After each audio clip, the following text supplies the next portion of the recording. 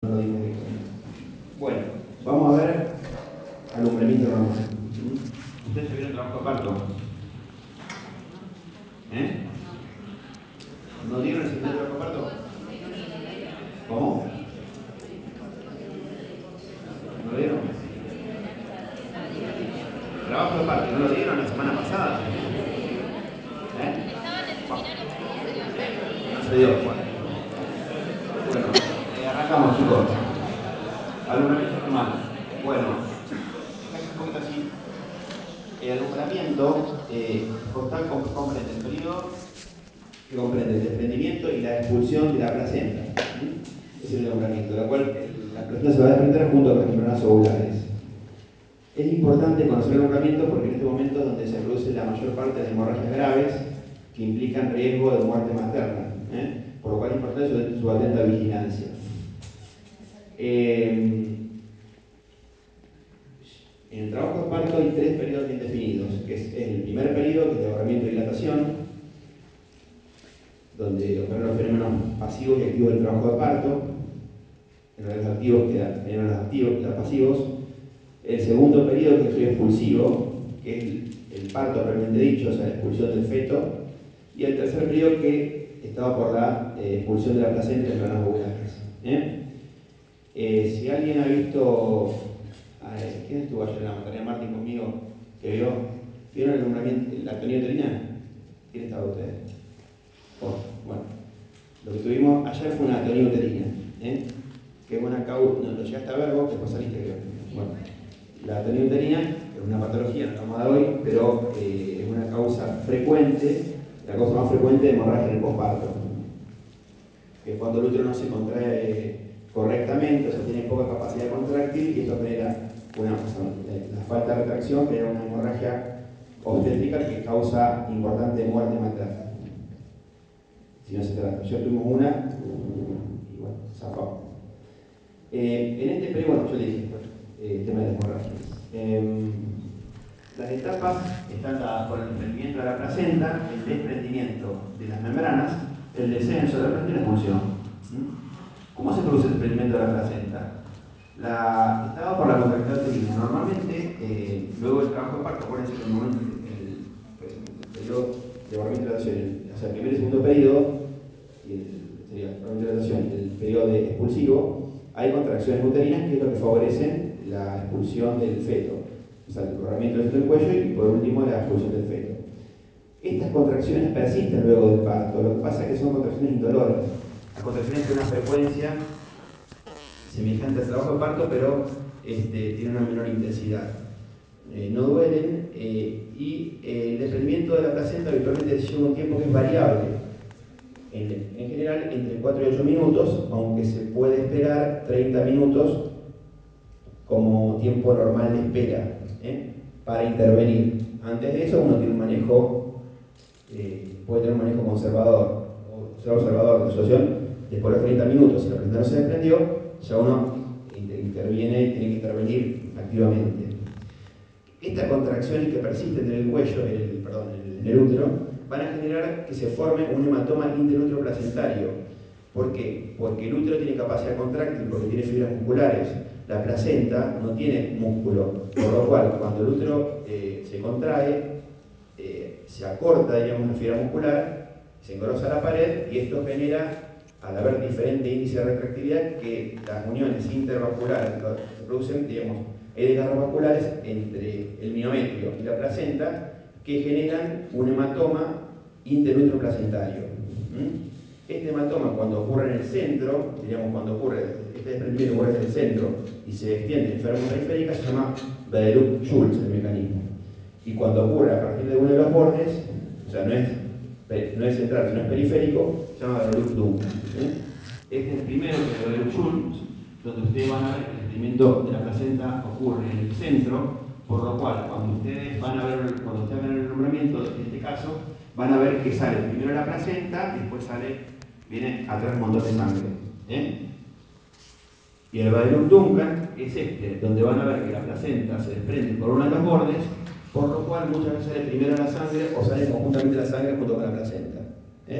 Si ustedes ven parto, o sea, estaría bueno que empiecen cuando vayan haber partos en diferentes lugares, que vayan viendo cómo es el mecanismo,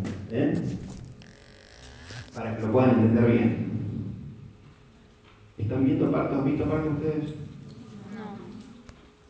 Bueno, tienen que ver partos. No nos llevamos. Tenían que hablar con Perico Sanutini para que distribuyan, porque tenían que ver. En la Matarea Martínez tenemos varios, muchos partos. Hay Arlete, pero bueno, tendrían que ver. Después se desprenden las membranas. Las membranas se desprenden simplemente por el mismo mecanismo. Como las membranas ovulares están formadas por el amnio y el corio, ¿cierto? Que es lo que típicamente se llama bolsa. Cuando ustedes escuchan hablar de ruptura de bolsa, es ruptura de membranas ovulares. Tienen el amnio que está en contacto con el líquido amniótico y el corio que está por fuera.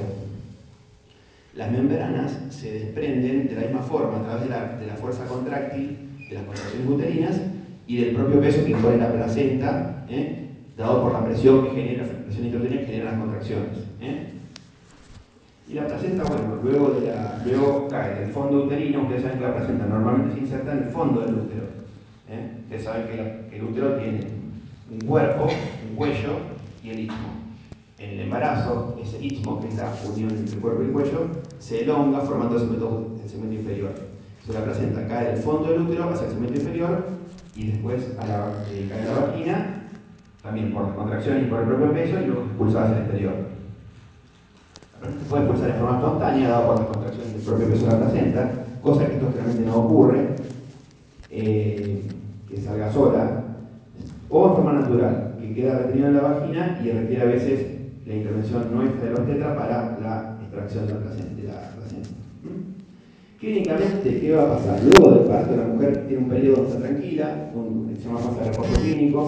Luego van a aparecer los dolores de las contracciones que están indicando el desprendimiento de la placenta, que son poco manifiestas, pero si uno pone la mano en la panza, si la paciente es muy gordita, puede detectarlas. Y después tenemos la pérdida hemática vaginal, que va a tener que ver con el momento y con el tipo del mecanismo donde se produzca. Acuérdense del síndrome de Lux-Schultz. Primero sale la placenta y después sale una bocanada grande de sangre, y es el Lux-Duncan, por el contrario, sale la placenta conjuntamente con la sangre. Al examen físico vamos a constatar que el útero se va a encontrar, primero, o sea, tiene varios cambios. Una vez que el feto sale, el útero se va a retraer y va a quedar a la altura del ombligo aproximadamente. Después vamos a ver que el útero va a ascender a un par de 4 centímetros por encima del ombligo, de 4 y 5 centímetros, que es cuando la placenta cae al segmento inferior, y rechaza el fondo hacia arriba, por lo cual el útero se va un poquito hacia arriba. Y por último, cuando la placenta cae a la vagina o hacia el exterior, va a quedar a 2 o 3 traveses de dedo, o 2 o 3 centímetros, por debajo del ombligo. Que eso constituye lo que se llama el globo cerebral, que va a ser la forma que queda el útero, el tamaño que queda el útero luego del parto. Y que esa retracción sostenida del útero, constituye el globo cerebral, es lo que garantiza una correcta hemostasia y reduce el riesgo de hemorragia del posparto. Acá están los cambios, acá están el Schwarz. Fíjense que queda aproximadamente a la altura del ombligo, un poquito más por debajo, que es línea negra. Después, de que es negra gruesa. Después, cuando la placenta pasa del fondo uterino al segmento inferior, sube y queda un poco lateralizada a 4 o 5 centímetros por encima del ombligo. Y por último, toma el tamaño de la línea entrecortada, que está a 2 o 3 traveses de dedo por debajo del ombligo. Que después se va retrayendo, se sigue retrayendo y se va achicando. Para hacerse intrapélvico, más o menos algo se dice. ¿Qué signos tenemos nosotros para darnos cuenta que el útero que la se está desprendiendo? La reaparición de los dolores, la salida de sangre por genital, de acuerdo al mecanismo que estamos hablando.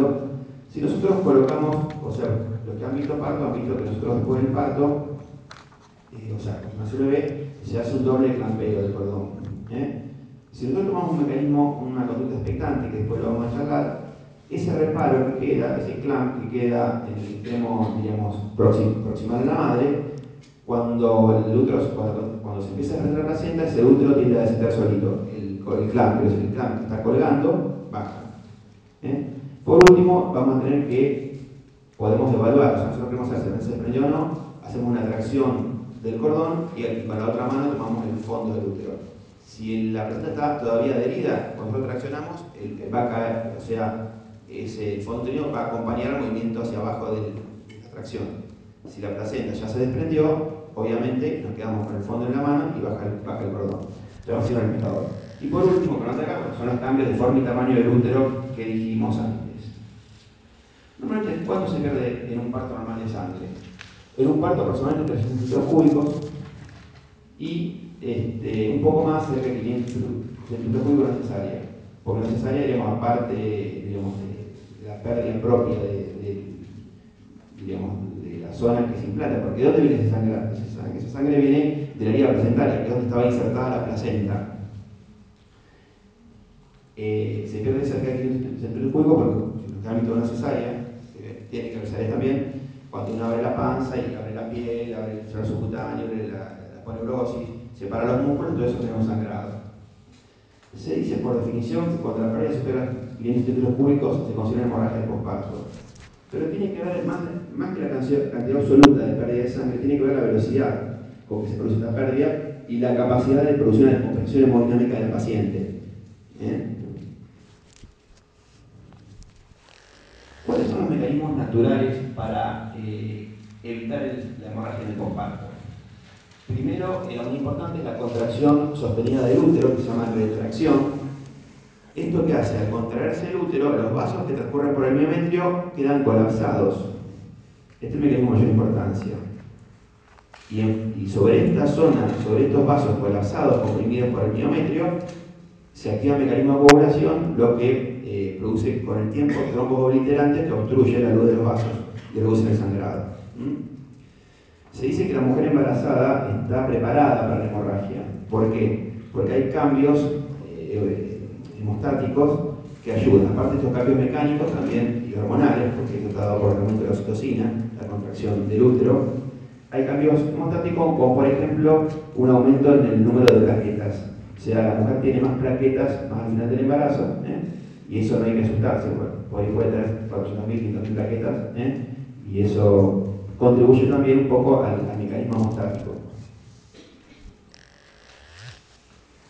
Acá tenemos un par de cosas. ¿Cómo manejamos el alumbramiento? ¿Quiénes han visto partos? Los que vieron partos, ¿qué vieron que se hace luego del parto? ¿Qué hace el bebé? ¿Se espera, no se espera, se interviene? ¿Dónde están mis alumnos? Están ausentes. ¿Qué hacen? ¿Cómo? Ah, bueno, ¿viste? Pero ¿no viste el otro? ¿Quién fue el que vio? ¿Quién vio 5 partos? Vos viste 5 partos, bueno, tenés que saber. ¿Quién vio 5 partos ustedes? Bueno, está ausente. Ah, bueno, gordo. Escúchame, ¿cuántos partos viste? 5 partos ya. ¿Qué pasa porque no se ve?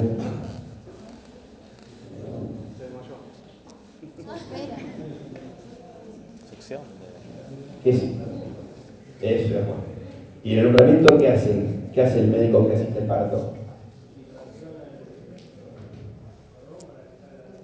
¿Y qué más? Presiona el cordón y hace una contrarreacción para encima. Bueno, bien. El expectante consiste en esperar que la placenta salga espontáneamente sin ninguna intervención. O sea, nosotros esperamos que vengan los mecanismos, lo que dijimos, o sea, vemos que tenemos los signos de lo que yo le dije, el signo del pescador, los cambios de consistencia y volumen del útero, la caída, el descenso del clavo que nosotros dejamos colgando el cordón, o la reaparición de los dolores o el sangrado, como yo les decía antes. Esto, hoy por hoy, no se utiliza, digamos, por lo menos en Argentina no se está haciendo.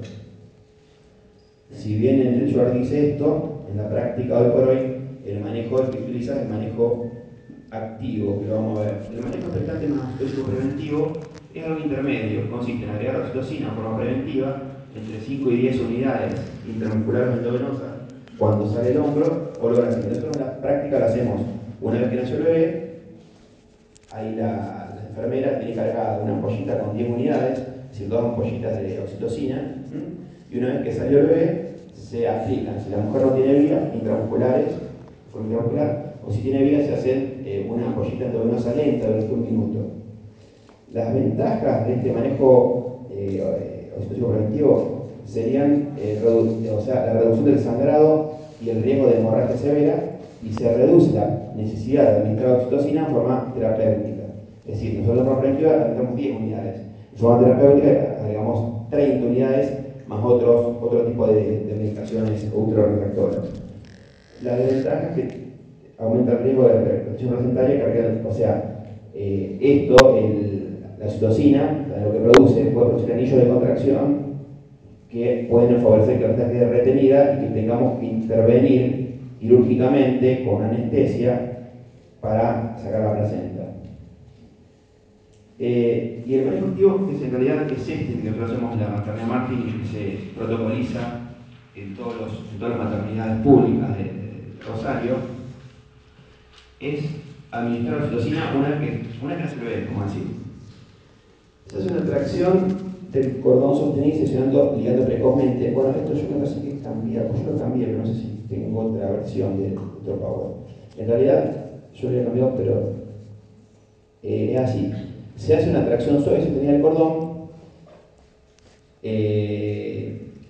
pero el clampeo no se hace rápido, digamos.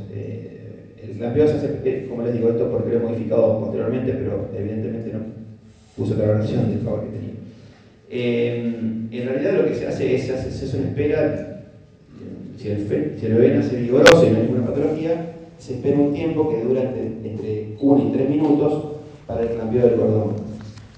De esta forma, esta espera con el feto, con el bebé ya nacido, un poquito por debajo del nivel de la madre, favorece una llegada de sangre a la madre, al bebé, de la mamá al bebé, que lo beneficia y reduce el riesgo de anemia en los próximos 6 meses de vida. No, espera. No, está bien, no quedó claro. Nació el bebé. Una vez que nace el bebé, si el nene está vigoroso y no tiene contraindicaciones para el clampeo tardío, no tiene contraindicaciones, que hay 3 o 4 situaciones donde hay que hacerlo rápido, lo que tenés que hacer es esperar, es más, algunos hasta neonatólogos ponen al bebé en la pancita de la mamá, eso no hay ningún problema.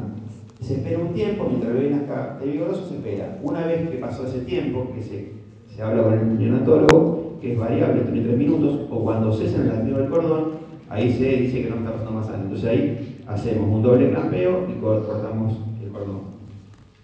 Una vez que hicimos esto,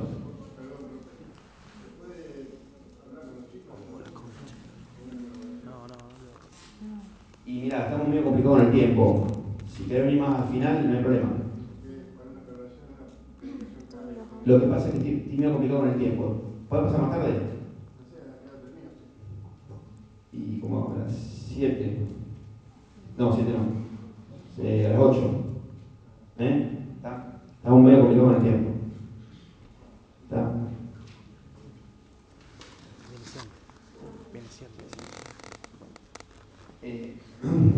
Bueno, se entendió entonces lo que se hace es yo creo que quede idea a ustedes, porque como les digo, esto lo corregí, pero evidentemente acá no se hace lo objetivo es esperar un tiempo, entre 3 minutos que dice clampeo. De esa forma hay más llegada de sangre al bebé y se reduce el riesgo de anemia en el recién nacido.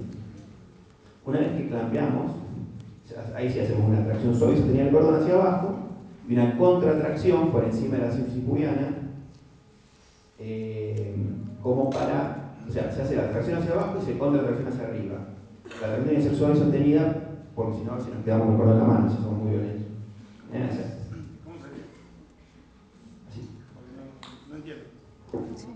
Traccionás hacia abajo el cordón y contratraccionás por encima de la síntesis pubiana. Esto. Ahí. Yo tenía un video acá, pero no en YouTube, pero no lo pude cargar de nuevo. Bueno, eso sería el manejo activo. La desventaja, bueno, lo primero no lo miren porque no impide ver que eso está mal. Lo que tiene más riesgo es que se pueda atraccionar, romper el cordón y se puede invertir la inversión aguda del útero. La inversión aguda del útero es cuando uno tracciona mucho y a veces la placenta está firmemente adherida, entonces a su vez el fondo uterino, o sea, el lugar de eso se puede invertir e ir hacia abajo e imaginar sobre sí mismo. Y eso a veces puede generar un shock vagal que puede ser grave. Generalmente no ocurre, pero hay que tener cuidado. ¿Qué controles tenemos que hacer luego, o sea, durante el momento del alumbramiento? Ver el estado general de la mamá, ver cómo están las facies, el grado de hidratación, las conjuntivas, el grado de hidratación en la boca, en la lengua, en los ojos, el estado de conciencia, que la mente esté lúcida, que esté orientada, o sea, que no se descompense, el control que hace la enfermera de la presión y el pulso, y nosotros como médicos vamos a evaluar el tamaño del útero, o sea, que esté contraído el útero, y evaluar las pérdidas sanguíneas por la vagina, o sea, la cantidad de sangre que se pierde estimativamente. Con respecto al manejo activo versus el manejo expectante, se hizo un estudio donde tenemos en muchos países del mundo, incluido Argentina y algunas maternidades, como por ejemplo la maternidad Martín, el Hospital de Baigorria, de lo que yo sé por lo menos, donde se estudió manejo activo versus manejo expectante y se ponían unas bolsas debajo de las nalgas de la paciente luego del parto. Entonces se medía esas bolsas que recogían la sangre, se medía la cantidad de sangre que se perdía de una forma expectante y de una forma activa. Y se vio que las pacientes que hacían manejo activo tenían mucho menos pérdida de sangre, menos riesgo de hemorragia en posparto y de anemia y shock hipovolémico que las pacientes a las que se hacía un manejo expectante. Bueno, esto, diríamos, si nosotros nos mantenemos el manejo expectante, estoy hablando ahora, es cuándo intervenimos con respecto a la placenta. Bueno, cuando el útero baja, dijimos, cuando llega más o menos 2 o 3 dedos por el ombligo, implica que la placenta se encuentra en la vagina. Cuando llega a la vagina, la recibimos y la reconocemos sobre su eje, y hacemos una tracción suave, y la traccionamos sobre su eje y se forma como un embudo. Eso que para que las membranas, que son más friables, no se rompan y no queden retenidas, no se desgarren. Eso también nos quedan visto parto. Por eso esto es una especie muy práctica. O sea, cuando vean partos y vean el alumbramiento van a ver cómo se hace la extracción de la placenta de la vagina. Luego de la expulsión vamos a constatar que se forma el globo espinal. En el caso del útero no se contraiga bien, que es lo que pasó ayer, el útero se va a encontrar de tamaño aumentado, consistencia blanda. En ese caso, digamos, lo que uno hace hasta considerar patológico es hacer masaje en el útero y se agrega oxitocina en el suelo. Una vez que la placenta se extrae, tenemos que revisar la placenta, que tiene dos caras. Tiene una cara materna, que está dada por todos los cotilones, que es la unidad anatomofuncional de la placenta, donde se produce el intercambio de sangre y oxígeno y nutrientes entre la madre y el feto, y que estén los cotilones íntegros. Y por otro lado, la cara fetal, que es la cara que tiene todos los vasos que confluyen a formar el cordón umbilical. Es importante que evaluemos que estén íntegras las membranas amniocoriales, tanto en extensión como en espesor, o sea que las membranas cubran totalmente la placenta, y eso sería para extensión, o sea que yo agarro las membranas y las tapo totalmente la placenta. Y para hablar en espesor, habitualmente las membranas cuando están juntas, el amnios y el corion, tienen una coloración pálida, blanquecina, que no permite ver bien la placenta cuando lo cubre. Cuando me falta una de las dos membranas, por ejemplo, me falta el amnios o el corion, hay una parte que es más translúcida y deja transparentar la placenta. ¿Bien? Si nosotros sospechamos que puede haber retención o de placenta o de membranas, lo que tenemos que hacer es tratar de, digitalmente, tratar de extraer las membranas, llegar al útero y tratar de extraerlo. Igualmente no hay que ponerse demasiado denso, en el sentido de que si sospechamos, si no vemos que no podemos sacar, lo que hay que hacer, ya entramos en terreno patológico, se llama retención de restos postparto, y con la paciente anestesiada tenemos que hacer un raspado o un legrado con las curetas de pinar. Y acá es lo que yo decía, ¿cuál es el tiempo máximo de espera si uno tiene un manejo expectante? Como máximo se considera que son 30 minutos. Después de 30 minutos la placenta no se desprendió, o sea, no tenemos signos de desprendimiento, hay que estimular el desprendimiento de la forma que es manejo activo, es decir, con masaje en el útero, con oxitocina y una tracción suave y sostenida. Si la prenda ya está desprendida, ya corroboramos que no se desprendió, ahí traccionamos y contratraccionamos. ¿Entienden? Según que nosotros corroboramos que no se desprendía porque visualizamos los signos de desprendimiento. Si no está desprendido, lo que hacemos es estimular eso, como con oxitocina. ¿Está? La oxitocina tiene un efecto estimulante sobre el miometrio que contrae el útero y favorece el desprendimiento de la placenta. Bueno, una curiosidad. Esto es coreoangioma, esto es un tumor benigno de la placenta que está formado por vasos.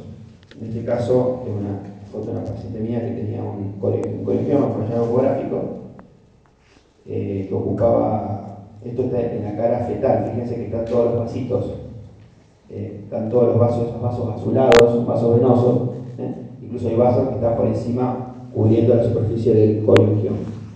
Esta es una vista de arriba y la otra es una vista transversal, diríamos.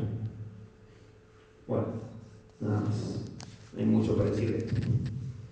¿Estamos? ¿Se entendió? ¿Algo que quieren decir? ¿Una duda?